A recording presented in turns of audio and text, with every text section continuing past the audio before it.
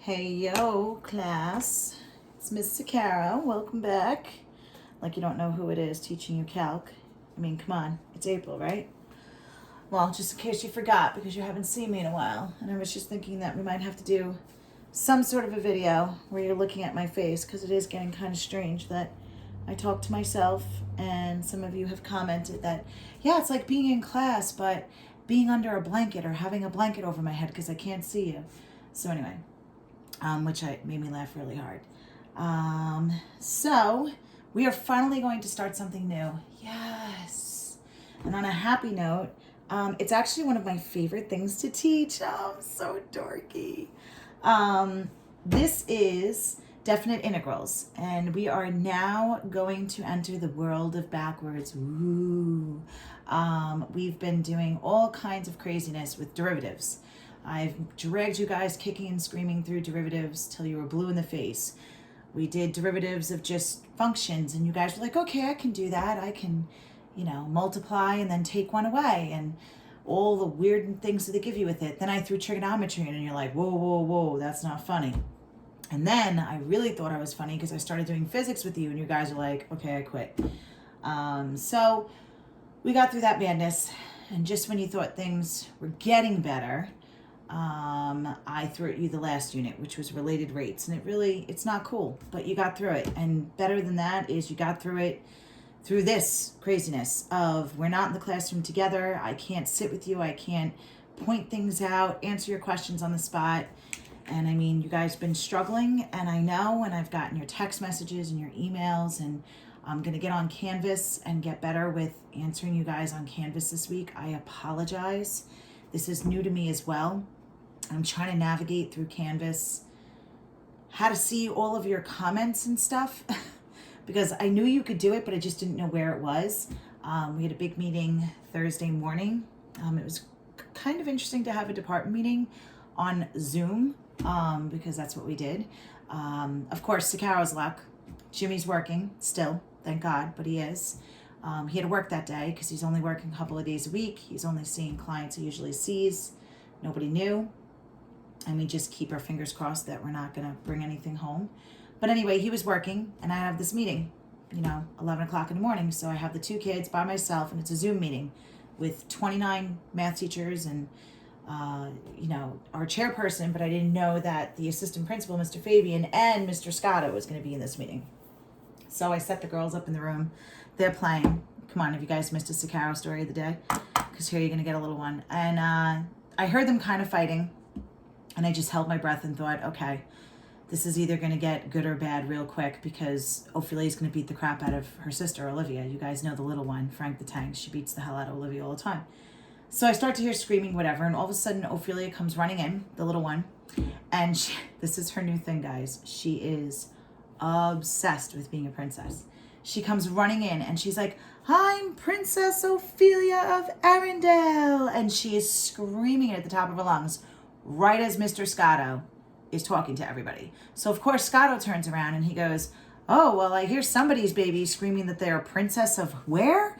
Everybody starts dying laughing. I'm like, yeah, that's my crazy house. So I'm like, okay, everybody, I'm going to mute myself now. So at least you guys should be proud of me. I'm really doing well with this technology stuff. So I muted, and then it seemed like everybody followed my footsteps after that. Either that or Mr. Coleman put everybody on mute. But it was quite funny. I wasn't the only person, though. There were other teachers who you could hear their kids screaming in the background. So anyway, it's been interesting. This is really interesting times. It is currently, my God, what is it, Jimmy? April 4th or April 5th? Well, in a couple of minutes, it'll be April 5th. Yeah, isn't that sad? I keep doing this at like midnight. It's Saturday, April 4th still. I cannot believe I haven't seen you guys since like what, March 13th, 14th, 15th? I can't even believe this is still going on. And I want to say I will see you in a week and a half, but I just don't know. I'm really starting to look at things and thinking, I don't know if we're coming back after the 15th yet. I don't know if we're all going to be ready to come back yet, if it'll be safe enough. So hang in there, okay? I know we had to give up our spring break, but, my attitude is we're all not going anywhere. So we might as well do something.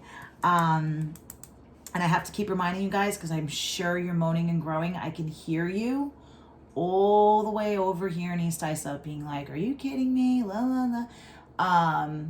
This is better than doing it in the summer. I'd much rather do this than makeup days in the summer, or any other madness they're thinking of. So hang in there. We're all going to be hopeful. I know you guys have prom to look forward to, and you have all kinds of your senior trip and things like that. And I know you're all wondering what's going on. I don't know anything. I know you guys would be asking me, Sakara, what do you know? What's going on? We know just as much as you do. And I'm going to be straight up with you. Mr. Scotto, he's a pretty straight shooter. And he told us all that we're at the whim of the state right now. The governor has to declare us open or closed. And until he does that, our hands are tied. So we're living it week to week here. So we're going to wait until the 15th gets closer. And we're going to see what the governor says. And then whenever Governor Cuomo says is what the schools are going to follow, because we can't decide. This is not a district decision. Mr. Scotto did put out a YouTube video. I hope it made its way around. He spoke specifically to you seniors. Kind of sort of what I got from it is that he's promising that, don't worry, if you have to have graduation in the middle of the summer, you will. So you'll at least get that. So chin up, buttercups. I'm giving you all a virtual hug. Yeah, I'm so lame. I know you miss me though. But anyway, so that's my little check-in there. I haven't done it in a while. But let's talk definite integrals. OMG, I am so excited. Can you tell my enthusiasm right now? So I put up a new packet, and I kind of didn't change the packets because, I don't know, it's how we've always rolled, and I figure why not keep it the same. So check this out. This is a new word of the day, Riemann sums. Yeah, buddy. We're going to start out a little weird, but it's visual, and I'm a visual person, so you guys know I love this stuff. But basically, the whole point is to get the idea of definite integrals. So I've taught you guys all year in calculus keywords. So give me one word for derivative. That's right, it's slope. Yeah, and this is kind of how we've done things. When I say to you, give me one word for slope, you're supposed to tell me derivative. So now we're going to get to definite integrals. And I want you to think, whenever you hear the word definite integral, we're also going to become familiar with calling that an antiderivative. Ooh, anti. Well, antiderivative is just a derivative in rewind. So it's undoing a derivative. So definite integral is just the backwards derivative, antiderivative. It's the area under a curve.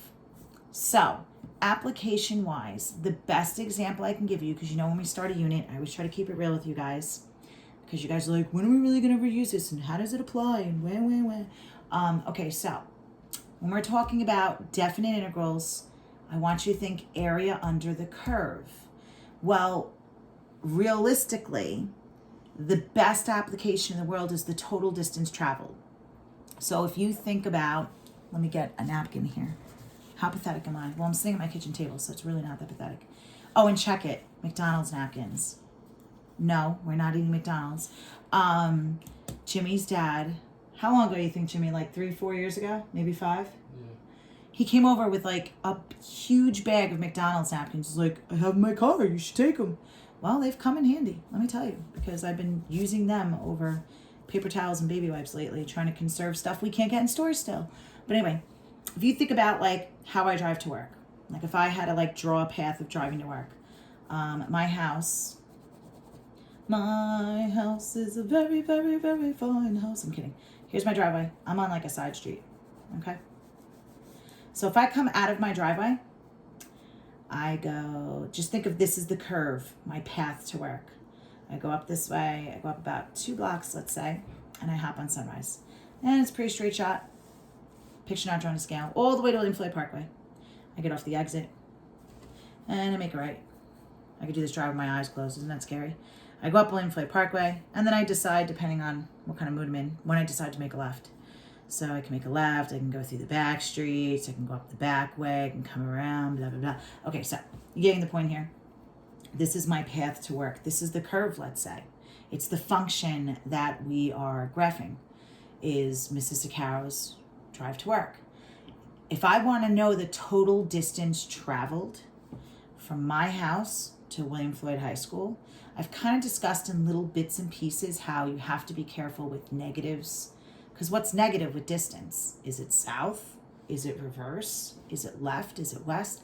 We don't know. So we don't consider negatives, because negatives in math subtract, and we really don't want to take away the distance, the miles. So that's why when we do a definite integral or an antiderivative and we take the backwards, the rewind of a derivative, we call it the area under the curve, because that makes more sense. I want to find all this area, all this space, and not consider negatives, because if I did, the math would be wrong. I would lose miles, okay? And that would give me the total distance traveled, okay?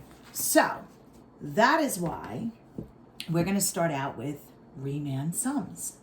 So if you open up your packet, or if you look at page 2, you see the notes part. This looks like a different language, right? Yeah, buddy. Calculus. Definite integral. What are the key words I want you to think of with definite integral? Area under the curve. Write it somewhere. Either write it on a piece of paper, definite integral equals area under the curve. Okay, total distance traveled. So estimating with finite sums, to find the area under a curve, we use, here we go, dun dun dun dun, Riemann sums. Okay, so Riemann sums is a rectangular approximation. It's rectangular Riemann sums. Keywords here being rectangle, and you're approximating it. So there's 4 different rectangular approximations. There's an LRAM, an RRAM, and an MRAM. Okay, LRAM, RRAM, MRAM. L is for left, R is for right, and M is for the midpoint. But they're all rectangles, and they're all approximate. Okay, so the Sakharov-tricks, and you'll get used to this as we do them.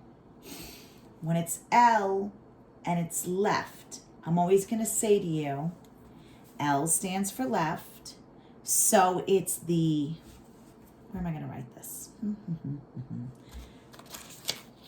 know what, we could write on the side. We could say LRAM, the left tip of the rectangle is on the curve, and you add all y's except the last y. L is for left. Left tip of the rectangle touches the curve. L for left, left tip touches. And L is all y's except last. Last starts with an L. That'll make sense in a second. So your RRAM, I'll write that on this side. Your RRAM is the, R is for right. The right tip of the rectangle is on the curve. And R is for right, R is for right, right tip on the curve. And you add all the y's except the first y. Okay, midpoint is just weird, okay? The midpoint is the middle of the rectangles on the curve, and you use the midpoint of the y's. Okay, so for MRAM, the middle of the rectangle is on the curve, and you use the midpoint of the y's, and you add all of them.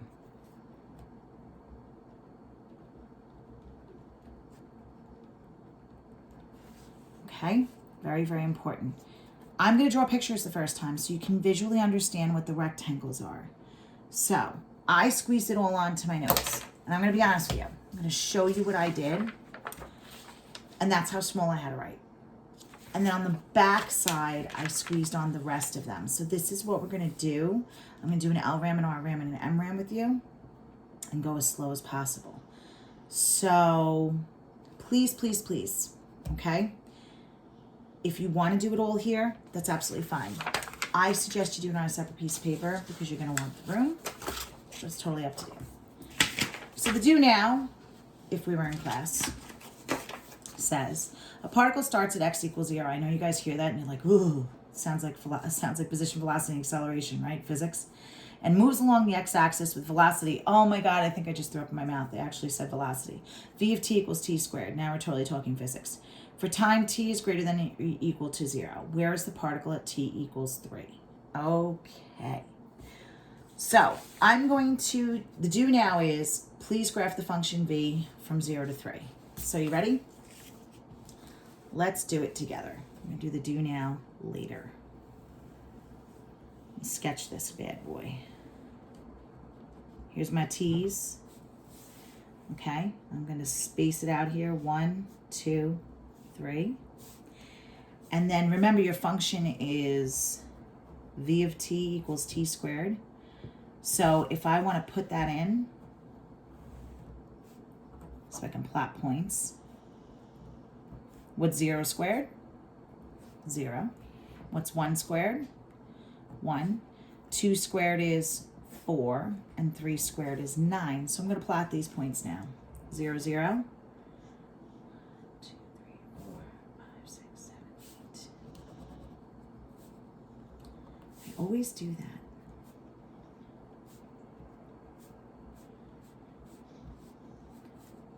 All right, up here is v of t. So we have 1, 1, 2, 4, 3, 9. And then we're going to play la, la, la, connect the dots. There it is. All right, so I sketched the graph. Yay, I can do something. All right, so here's my question. Approximate the area under the curve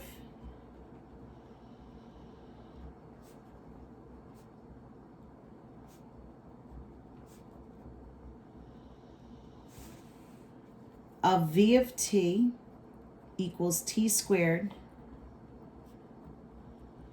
from 0 to 3, and it's brackets, so we're including 0 and 3, with n equals 6 equal subintervals. We're going to do this with an LRAM, an RRAM, and an MRAM. I'm going to start with an LRAM. So this is an example of an LRAM. Now remember, L is for which side? Left. And L means the left tip of the rectangle touches the curve, and you add all the y's except the last y. L for left, left tip, last y, you do not add. Okay, so I want 6 equal subintervals. That means you're going to use a different table than this one up here to compute. And you will use the same table for LRAMs and RRAMs, but MRAM always gets a new XY chart, just so you know. Okay, but let's look at the picture first. Right now, I have how many intervals? 1, 2, 3. Okay, so if I want to if I start out from 0 to 3 and there's 3 intervals, how am I going to cut this up to make them 6 equal parts? I have 3, and I still want to go from 0 to 3. I'm not going to add 0 to 6. I'm not going to spread it out more. How do I actually cut this up to make it 6 equal parts? Like I have 3 slices of pizza. What am I going to do to those 3 slices to divide it up evenly for 6 little kids for a play date? That's right, I'm going to cut them in half. Make kitty slices, right? So here we go. I have halves. So what's halfway between 0 and 1? That's a half. Between 1 and 2 is 1.5, 1.5 or 3 halves. And then this is 2.5, which is 5 halves. Now, I've told you guys this before when we graphed trigonometry. If I want to count by halves, just count by halves. 0, 1 half, 2 halves, 3 halves, 4 halves, 5 halves, 6 halves. Everybody see that? 1 over 2, 2 over 2 is just 1. 3 over 2, 4 over 2 is just 2. 5 over 2, 6 over 2 is just 3. Is everybody okay with this? Now, when your graph is concave up, which in this case it is, it's concave up because it's one side of a symmetrical parabola where the vertex is at 0, 0. Concave up. If it's concave up, it looks like a U. Up, I'm happy, I'm positive, it's smiling. It's something you do in Miss Teich, concavity. And you do an LRAM, then the first one's a little weird because if I want to draw a rectangle here, I can't because you want the left tip to touch. Now that may be weird for you guys to see right off the bat, but watch what happens with the next rectangle. I'm doing area under the curve. Up, there's the left tip. See how I just drew a rectangle and the left tip is on the curve. Now from 0 to 3/2, I want the left tip on the curve. From 3/2 to 2, the left tip on the curve. Does everybody see how I'm doing this? 2 to 5/2, the left tip is on the curve. I'm going to keep going. The left tip is on the curve. Does everybody see what's going on there? Okay, so my LRAM, L is for left, means the left tip is on the curve. So I need to do a new table with these points because that's my 6 equal parts. And then I gotta throw them in the calculator.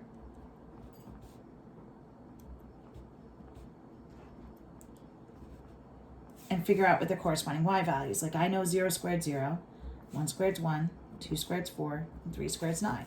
But now I gotta put these in. So what's 1 divided by 2? It's a 4th. And 3/2 squared is 9/4. And 5/2 squared is 25/4. You just square the top and the bottom. Or put it in the calculator. Are we all good in the hood, my darlings? Okay, so area under the curve. Now we're doing area of all these little rectangles.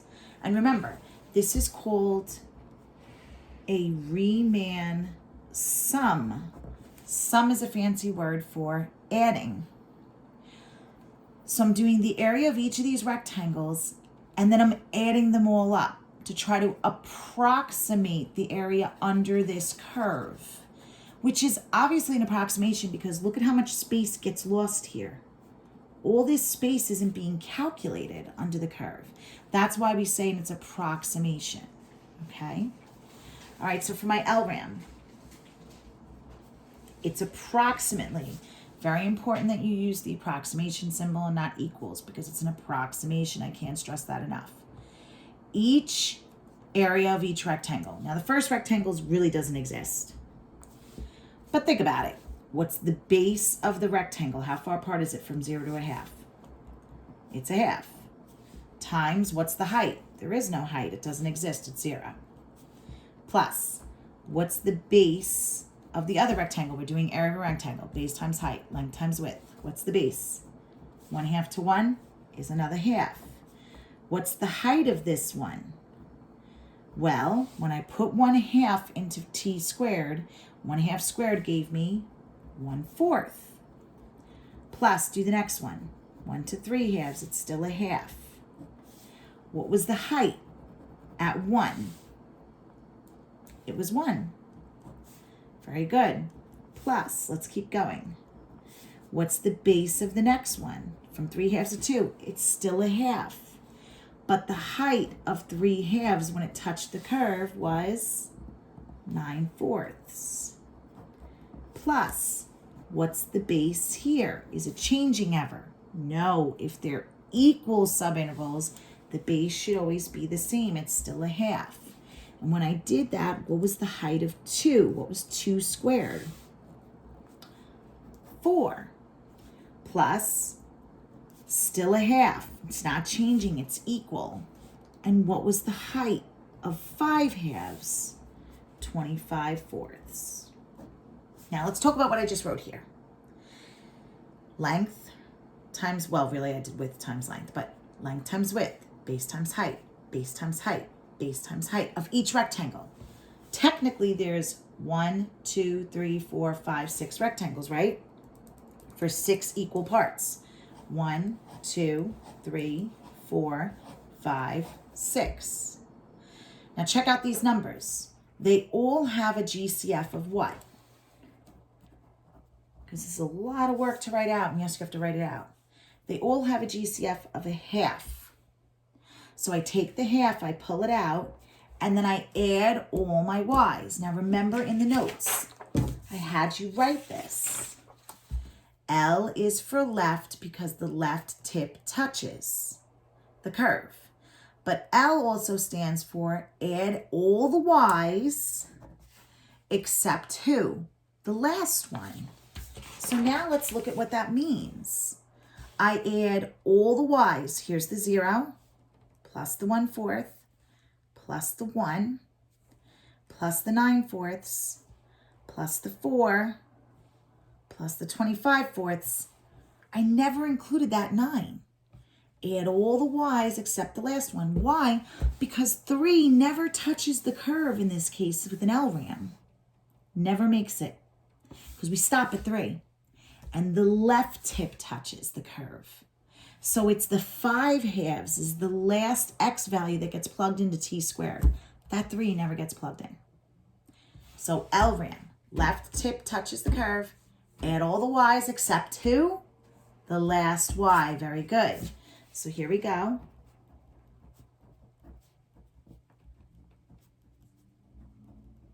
And yes, you have to show the work. And yes, you have to write the 0. Because they like to give you like 0 is the first y and 0 is the last y, and they want to see if you put it in the right way.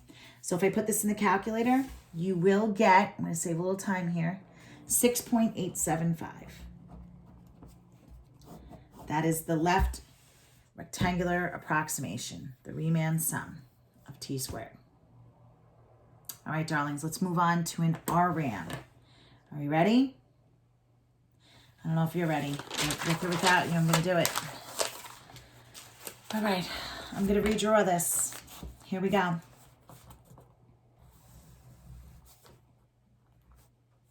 Nine, 8, 7, 6, 5, 4, 3, 2, 1. Here's my 0. There's my t. There's my v of t.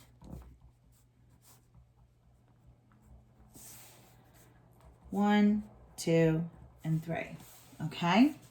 So again, we start out with the basic table applying the points. 0, 0, 1 squared's 1, 2 squared's 4, and 3 squared gave me 9. And then I played la la la, connect the dots. I can hear you guys being like, wait, slow down. But you guys can pause the video. Okay. I still want 6 equal parts. So this part doesn't change. Like I said when we started LRAM and RRAM are going to use the same XY table. So we go in halves to make it 6 equal parts, which is why I have 1/2, 3/2, 5/2. I spent time discussing that already. The difference is, this is my RRAM picture now. It starts with an R, which means the right tip is going to touch of the rectangle.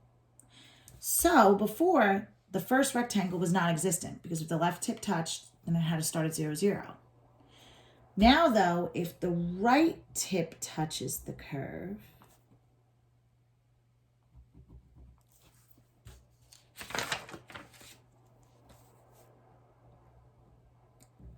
then the right tip is going to touch, you see?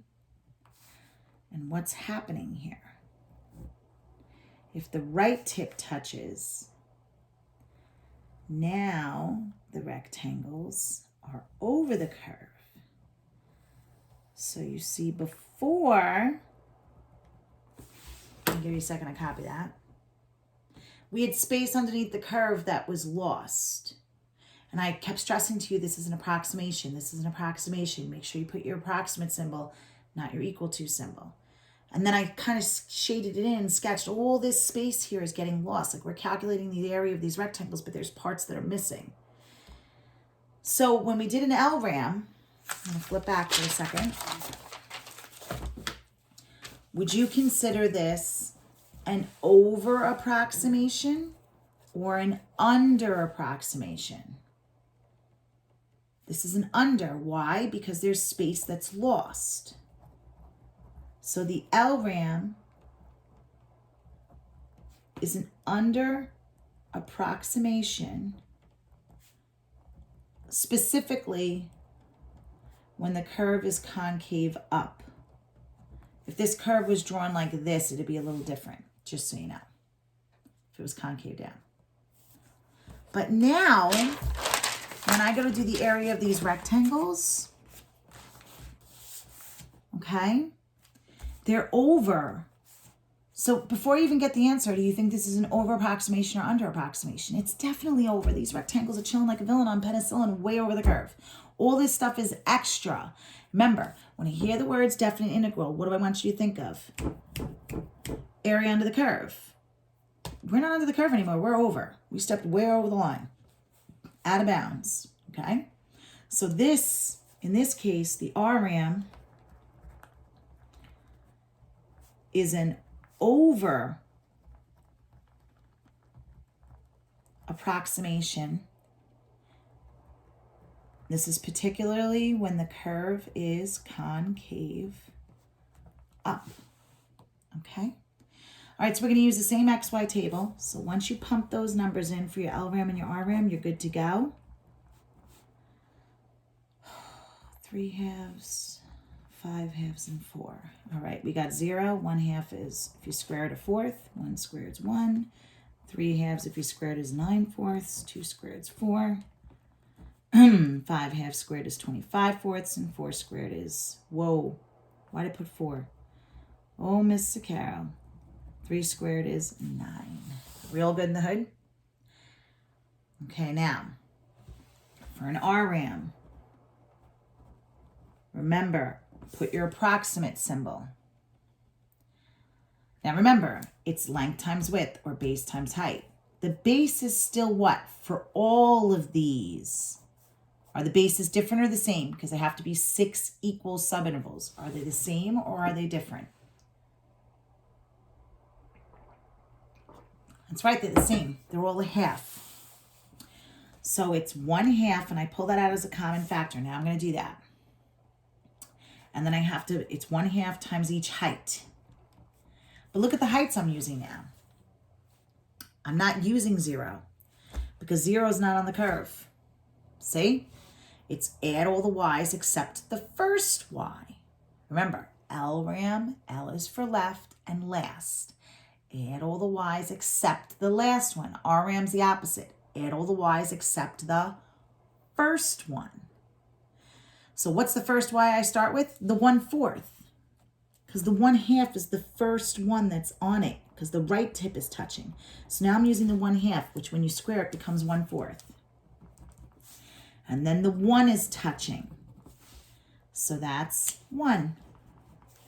Plus, and then the 3 halves is touching, which is 9/4. Plus, and then the 2 is touching, which is 4. Plus, and then the 5 halves is touching, 25 fourths. And yo, check it out with the RRAM. 3 made the cut. 3 is touching the curve. And what's 3 squared? 9. So I can't stress this enough. LRAM, you add all the y's except the last y because it never touches because the left tip is touching. RRAM, you add all the y's except the first mofo. Notice 0 is not included, but I added everybody else. 1/4, 1, 9/4, 4, 25 fourths, and 9. Now, if I put that all in the calculator, you should get 11.375. And I'm purposely not wasting time pumping into the calculator because I'm spending enough time doing the problems as it is. You guys can check with the calculator on your own. Okay? Okay, now, midpoint MRAM, game changer. So we ready? Okay. Remember what I said, LRAM and RRAM, they use the same table of values. LRAM, add all the y's except the last one. So you cut that guy off. RM, add all the y's except the first one. So you use those y values. And the bases are all the same because it's equal. MRAM's a game changer. So you ready for MRAM? And then we're going to wrap it up. I know this is a long one. Sorry, guys.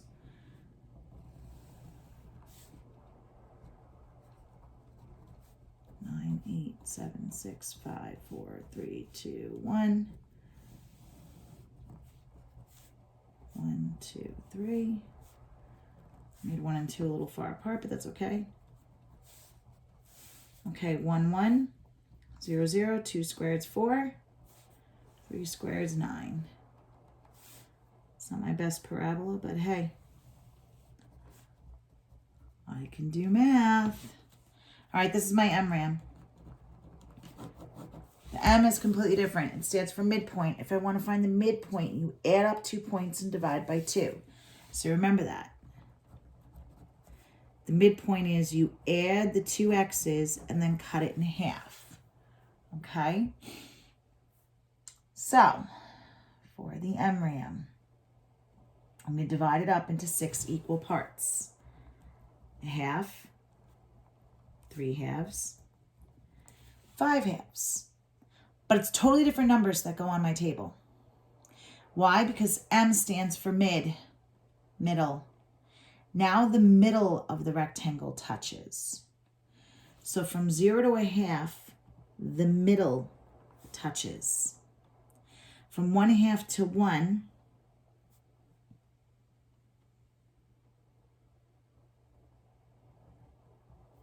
it's the middle that touches. You see I'm going middle? It's the middle that touches. Okay, so you see how it's a little above and a little below?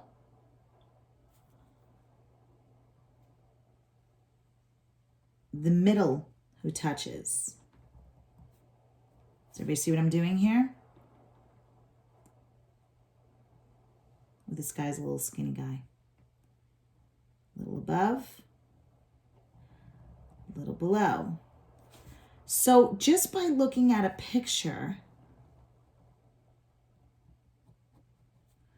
who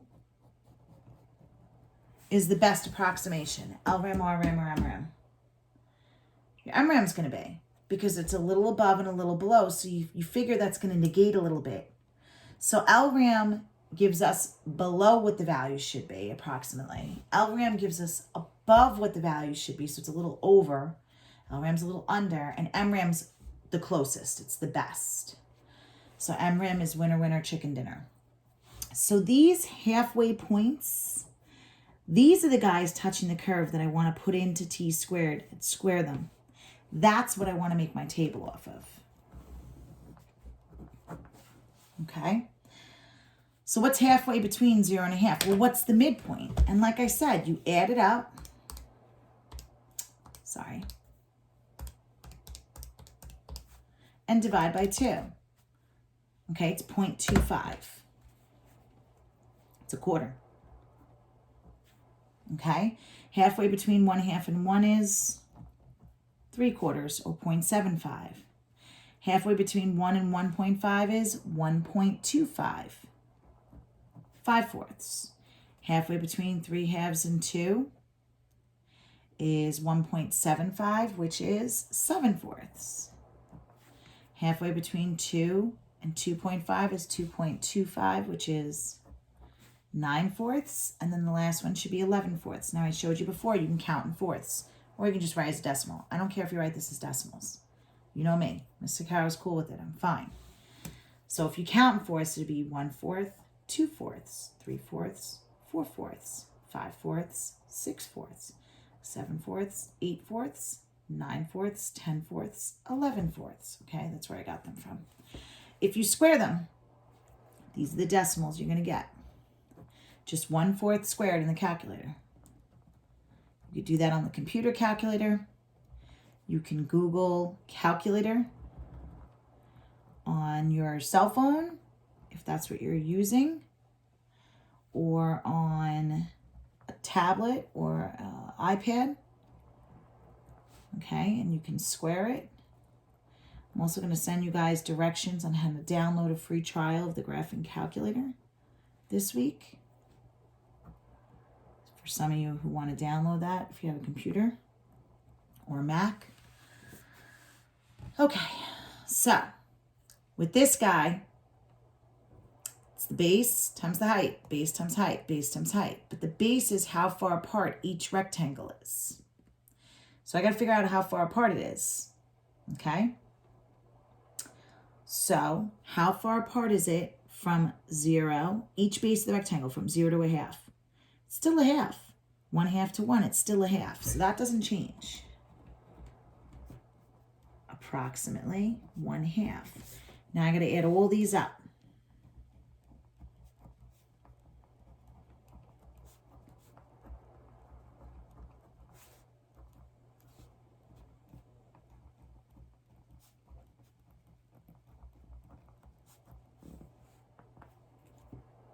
I know you guys are like sticking pens in your eyes right now, like, oh my God, she's doing this for so long. So what do we end up getting? 8.9375. And remember, this is the best answer, the closest. I'm going to talk about what the actual answer is in the next video. So for homework, I'm going to type this up on the assignments. But the question is, what is the best approximation to the actual area under the curve? I'm sorry. Oh, I'm writing the wrong thing here. Hold on.